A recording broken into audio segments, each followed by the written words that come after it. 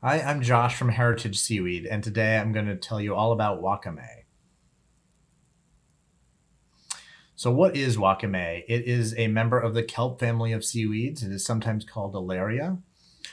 You have probably had it before if you've ever tasted seaweed salad in a Japanese restaurant or miso soup.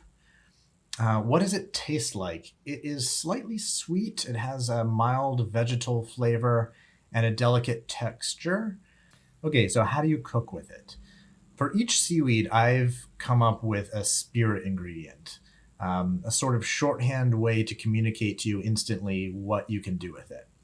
So, wakame's spirit ingredient is spinach. So, it's not that it tastes exactly like spinach, but just about anything you can do with spinach, you can do with wakame. Some of the primary ways to use wakame: salads.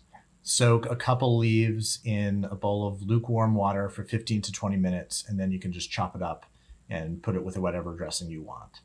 Soup. Just take kitchen shears. Those are really your best tools with working with a dried piece of wakame. Snip some pieces up and add it to whatever soup you're making.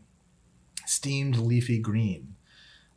Just like spinach, you can just steam it or boil it and put it on the plate, chop it up just like you would steamed spinach with some butter or olive oil, whatever you want to add as flavoring. And then finally, some of the other things that spinach and also wakame are good to pair with are pasta dishes, rice dishes, egg and cheese dishes. Those flavors all go together really well.